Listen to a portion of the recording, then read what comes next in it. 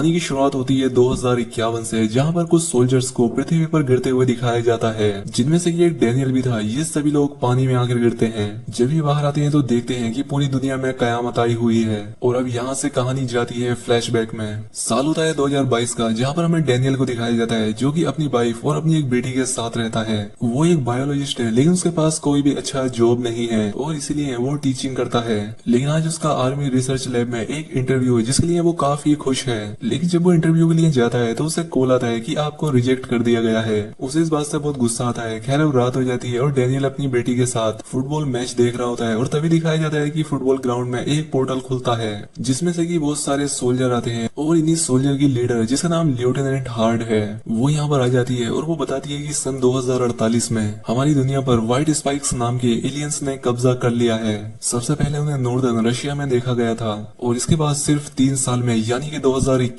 तक उन्होंने पूरी दुनिया से इंसानों का खात्मा कर दिया। इसलिए हमें तुम्हारी जरूरत है। हम चाहते हैं कि तुम हमारे साथ भविष्य में यानी कि 2051 में चलो, ताकि हम उन एलियंस का सामना कर सकें। अब दुनिया के सभी देश इनकी मदद के लिए अपने सोल्जर्स भेजते हैं। दरअसल एक वॉर्म होल की मदद से इन्हें टाइम ट्रेवल करा के 2051 में भेजा जा रहा था। उन्हें वहाँ पर सिर्फ 7 दिनों के लिए लेकर जाया जाएगा और इसके बाद उन्हें वापस लाकर फिर से नए सोल्जर्स को वहाँ पर ले जाया जाएगा। लेकिन इन 7 दिनों के अंदर ही वहाँ के एलियन इन सोल्जर्स के 70% लोगों को मार देते हैं। इसके बाद अब डैनियल को भी कॉल आता है, जिसे कि रिसर्च सेंटर में बुलाया जाता है और उसे बताया जाता है कि तुम्हें भी उस वॉर्म होल से 2051 में भेजा जाएगा। वो यहाँ पर उसके हाथ में एक डिवाइस लगा देते हैं और उससे कहते हैं कि हम इस डिवाइस की मदद से तुम्हें ट्रैक कर सकते हैं। अगर तुम 7 दिनों तक जिंदा रहे तो हम तुम्हें ट्रैक करके वापस ले आएंगे। हालांकि डैनियल जाना नहीं चाहता था, लेकिन उसके पास दूसरी कोई चॉइस भी नहीं है, उसे जाना ही पड़ेगा। इसके बाद डैनियल अपनी वाइफ से मिलने के लिए आता है और अपने हाथ पर वो डिवाइस दिखाता है जो कि उसे लगाया गया था। उसकी वाइफ समझ जाती है कि उसे 2051 में भेजा जा रहा है, जहाँ से वापस आना बहुत मुश्किल है। इसलिए वो उससे कहती है कि मैं तुम्हें नहीं जाने दूंगी। डैनियल कहता है कि मैं चाहकर भी कुछ नहीं कर सकता। ये जो डिवाइस मेरे हाथ में लगाया गया है, इसकी मदद से वो मुझे कभी भी कहीं से भी भेज सकते हैं। जिस पर उसकी वाइफ कहती है कि हमें तुम्हारे फादर की हेल्प लेनी चाहिए, वो इस गैजेट को तुम्हारे हाथ से निकाल सकते हैं। लेकिन डैनियल अपने फादर को बिल्कुल पसंद नहीं करता, क्योंकि जब वो छोटा था तो उसके फादर उसकी मोम और उसे छोड़कर चले गए थे। लेकिन फिर भी वो अपनी वाइफ के कहने पर अपने फादर के पास जाता है। उसके फादर कहते हैं कि मैं इस डिवाइस को तुम्हारे हाथ से निकाल दूंगा। लेकिन इसी बीच इन दोनों बाप बेटों के बीच कुछ कहासुनी हो जाती है। इसलिए डैनियल गुस्से में आकर अपने हाथ के उस डिवाइस को निकलवाए बिना ही यहाँ से चला जाता है। वो अपनी वाइफ से कहता है कि अब मुझे फ्यूचर में उस लड़ाई में जाना ही पड़ेगा। उसकी वाइफ को इस बात से बहुत दुख होता है। डैनियल अपनी बेटी को भी अलविदा कहता है और उस रिसर्च सेंटर में पहुंच जाता है, जहाँ पर कि उसकी तरह और भी बहुत सारे लोग आए हुए थे, जिन्हें कि 2051 में भेजा जाना था। यहाँ पर एक लड़की क्वेश्चन करती है कि जब हमारे पास टाइम ट्रेवल करने की पावर है तो क्यों ना हम 1948 में जाएं, जब एलियन हमारी दुनिया में आए थे, और उन्हें दुनिया में आने से पहले ही खत्म कर दिया जाए। अब यहाँ पर जो ऑफिसर बैठा था वो बताता है कि हमारे पास जो टाइम ट्रेवल मशीन है वो 30 साल के अंतराल में ही काम कर सकती है। या तो हम उससे 2051 में जा सकते हैं या 2051 से 2022 में वापस आ सकते हैं। इसके अलावा किसी और टाइम या समय में नहीं जाया जा सकता। खैर अब यहाँ पर इनकी ट्रेनिंग शुरू हो जाती है और यहाँ पर लेफ्टिनेंट हार्ड आती है। वो बताती है कि 2051 में एलियंस ने हमारी लैब पर हमला कर दिया है और वो हमारे लिए बहुत जरूरी जगह है, इसलिए हमें अभी वहाँ जाना होगा। और इसके बाद इन सभी को वॉर्म होल की मदद से 2051 में भेजा जाता है। जब ये लोग 2022 से 2051 में जा रहे होते हैं, तभी वो पोर्टल बीच में खराब हो जाता है, जिस वजह से ये लोग बहुत ही ऊपर से नीचे गिरना शुरू हो जाते हैं। और ये वही सीन है जो कि हमें मूवी की शुरुआत में दिखाया गया था। अब ये लोग 2051 में थे और डैनियल को इन सभी का लीडर बना दिया जाता है और इन्हें मिशन दिया जाता है कि इन्हें लैब में जाना होगा, जहाँ पर इनके कुछ साथी फंसे हैं, उन्हें बचाकर वापस लाना है। लेकिन जब डैनियल वहाँ पर पहुँचता है तो देखता है कि वहाँ पर सबके सब मारे जा चुके थे। डैनियल ये बात कर्नल को बताता है। डैनियल कर्नल से कहती है कि वहाँ लैब में एक बहुत ही जरूरी हार्ड ड्राइव है और तुम्हें किसी भी तरह से उसे वापस लाना होगा। अब डैनियल को वो हार्ड ड्राइव मिल तो जाती है, लेकिन तभी एलियन इन पर हमला कर देते हैं। अब क्योंकि यहाँ पर बहुत सारे एलियंस थे, इसीलिए इस जगह को बॉम्ब से ब्लास्ट करने का ऑर्डर दिया जाता है। खैर अब डैनियल और उसके दोस्त जैसे ही यहाँ से निकलते हैं, इस जगह को ब्लास्ट कर दिया जाता है, जिसमें बहुत सारे एलियंस मारे जाते हैं, लेकिन साथ ही डैनियल के कई सारे साथी भी। यहाँ डैनियल खुद भी बेहोश हो जाता है और जब उसे होश आता है तो वो एक टेंट के अंदर होता है, जहाँ इसके पास वाले बेड पर इसका एक और साथी भी होता है। जब ये दोनों बाहर आते हैं तो पाते हैं कि इनका एक और साथी बचा हुआ था।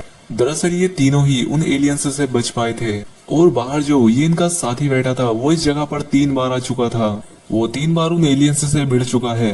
डैनियल उसे कहता है तुम यहाँ पर 3 बार आ चुके हो, क्या तुम्हें मरने से डर नहीं लगता? जिस पर वो कहता है कि मुझे कैंसर है और किसी हॉस्पिटल में मरने से अच्छा है कि मैं वॉर में शहीद हो जाऊं।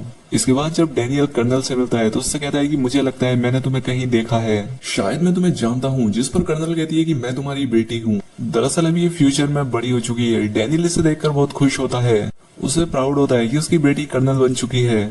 वो अपनी बेटी को गले लगाना चाहता है लेकिन वो मना कर देती है कि यहाँ पर नहीं, यहाँ पर हम सिर्फ एक सोल्जर हैं। वो डैनियल को बताती है कि हमें किसी भी तरह से फीमेल व्हाइट स्पाइक को पकड़कर यहाँ लाना होगा जो कि बच्चे देती है, जिससे हमें पता लग सके कि एलियन सरवाइव कैसे करते हैं। और अब इसके बाद डैनियल और उसकी बेटी उस फीमेल व्हाइट स्पाइक को पकड़ने के लिए निकल पड़ते हैं और ये दोनों उस फीमेल स्पाइक एलियन की मांद के पास पहुंच जाते हैं। डैनियल की बेटी उससे कहती है कि आप ऊपर ही रहना, मैं अपनी टीम के साथ नीचे जा रही हूँ। इसके बाद वो नीचे जाती है और उस फीमेल व्हाइट स्पाइक एलियन को पकड़कर पिंजरे में बंद करने की कोशिश करती है। ये इन एलियंस की रानी थी जो कि अपने साथी एलियंस को सिग्नल दे देती है, जिसकी वजह से वो सभी एलियंस इनकी तरफ बढ़ने लगते हैं। डैनियल ऊपर से ये सब देख रहा था। वो अपनी बेटी को बचाने के लिए नीचे आ जाता है और नीचे ये उस फीमेल एलियन को भी कैद कर चुके थे। जिसके बाद ये उस केज को हेलीकॉप्टर से टांग कर यहाँ से ले जाते हैं, लेकिन यहाँ बाकी सोल्जर के जो हेलीकॉप्टर थे उन पर ये एलियन अटैक कर देते हैं। अब डैनियल और कर्नल एक आर्मी की गाड़ी में जाकर बैठ जाते हैं। कर्नल लगातार एलियंस पर फायरिंग करती है और ये लोग किसी तरह से वहां से निकलकर एक बीच पर पहुंच जाते हैं जहां पर वो एलियंस नहीं थे।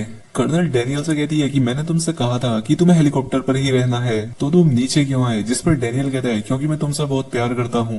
लेकिन तुम मुझसे गुस्सा क्यों रहती हो? क्या तुम मुझसे प्यार नहीं करती? इसकी क्या वजह है? जिस पर वो कहती है कि वही वजह है जिस वजह से तुम अपने पिता से प्यार नहीं करते। जब मैं छोटी थी तब तुम मुझे छोड़कर चले गए थे, जिसके बाद मोम और तुम अलग हो गए और कुछ ही टाइम के बाद तुम्हारी डेथ हो गई थी। तुमने कभी भी मेरे साथ वक्त ही नहीं बिताया। जिसके बाद ये दोनों काफी इमोशनल हो जाते हैं, लेकिन इस वक्त हालात काफी खराब होते हैं, इसीलिए इन लोगों को अपने अगले मिशन को देखना था। इसके बाद ये उस लैब तक पहुंच जाते हैं जहाँ पर उस फीमेल एलियन को रखा गया था। कर्नल उसके ब्लड सैंपल लेती है जिससे कि वो उसके लिए एक ऐसा टॉक्सिन बनाती है जिससे कि सभी एलियंस को मारा जा सके। लेकिन यहाँ पर इतने सारे रिसोर्सेस नहीं होते कि ये इन सैंपल्स के और भी ज्यादा सैंपल बना सके, क्योंकि इन्हें बहुत सारी दवाई की जरूरत होगी। इसलिए कर्नल डैनियल से कहती है कि आपको वापस सन 2022 में जाना होगा ताकि आप इस दवाई के सैंपल से बहुत सारे सैंपल बना सको और बाद में आप दवाई लेकर वापस आ जाना, जिससे कि हम इन एलियंस को खत्म कर दें। अब ये लोग जैसे ही लैब से बाहर आते हैं वो फीमेल एलियन होश में आ जाती है और वो अपने साथी एलियंस को अपने यहाँ होने का सिग्नल दे देती है, जिससे कि सभी एलियंस इस तरफ बढ़ने लगते हैं। वो यहाँ आकर यहाँ मौजूद लोगों पर हमला कर देते हैं और इस सब में कर्नल भी जख्मी हो जाती है। डैनियल अपनी बेटी की ऐसी हालत देखकर बहुत परेशान होता है। वो कहता है कि मैं वापस पास्ट में नहीं जाऊंगा, लेकिन यहाँ पहली बार उसकी बेटी उसे डैड कहकर पुकारती है और उससे कहती है कि डैड आपको वापस जाना होगा। वो यहाँ पर डैनियल से माफी भी मांगती है। वो अपने डैड से कहती है कि डैड मैं आपसे नाराज जरूर थी, लेकिन मैं आपसे बहुत प्यार करती हूँ। आपको जल्द से जल्द ये दवाई लेकर यहाँ से जाना होगा। तभी यहाँ पर एक एलियन आता है जो कि कर्नल को अपने साथ खींचकर नीचे लटका देता है।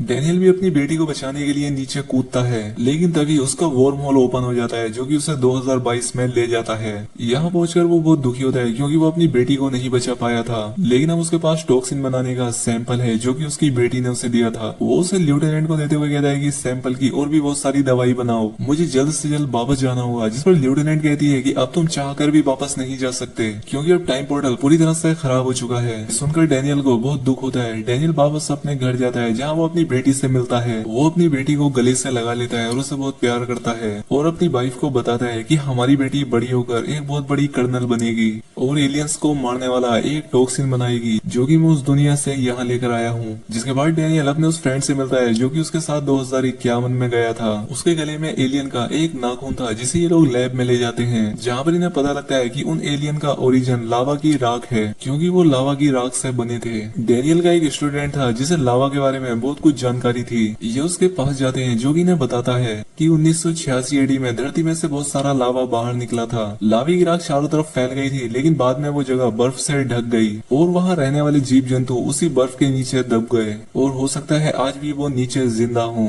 और और हो सकता है आने वाले समय में जब ग्लोबल वार्मिंग की वजह से बर्फ पिघलेगी तो वो जानवर ऊपर आ जाएं और इंसानों के लिए खतरनाक साबित हो। यहाँ पर डैनियल को भी समझ आ जाता है कि जो ये लड़का कह रहा है वो थ्योरी एकदम ठीक है, इसीलिए वो यूएस डिफेंस सेक्रेटरी को ये सारी बातें बताता है, लेकिन वो उसकी इस थ्योरी को नहीं मानता। लेकिन अब डैनियल किसी भी तरह से उन सभी एलियंस को खत्म करना चाहता था, क्योंकि अगर उसने उन एलियंस को खत्म कर दिया तो फ्यूचर में उसकी बेटी की जान बच जाएगी, क्योंकि इससे फ्यूचर बदल जाएगा। जिसके बाद वो सबसे पहले अपने फादर के पास जाता है, क्योंकि उनके पास हेलीकॉप्टर था। वो अपने फादर को पूरी बात समझाता है और कहता है कि अगर मुझे अपनी बेटी और तुम्हारी ग्रैंड डॉटर को बचाना है तो हमें उस जगह पर जाकर उन सभी एलियंस को खत्म करना होगा। उसके फादर भी अपनी ग्रैंड डॉटर से बहुत प्यार किया करते थे, इसीलिए वो उसके साथ चलने के लिए तैयार हो जाते हैं। दूसरी तरफ लेफ्टिनेंट हार्ड ने उस टॉक्सिन के सैंपल से बहुत सारे टॉक्सिन बना लिए थे। इसके बाद ये सब के सब रसिया पहुंच जाते हैं, जहाँ पर वो एलियंस सबसे पहले आए थे, जहाँ की बर्फ में वो एलियंस दफन थे। ये उस लोकेशन को ढूंढकर वहाँ पर एक ब्लास्ट करते हैं और इसके बाद नीचे जाते हैं। यहाँ पहुंचकर ये देखते हैं कि यहाँ पर एक एलियन शिप है जो कि क्रैश हो रखा है, जिसमें कि सबके सब एलियंस मारे गए थे।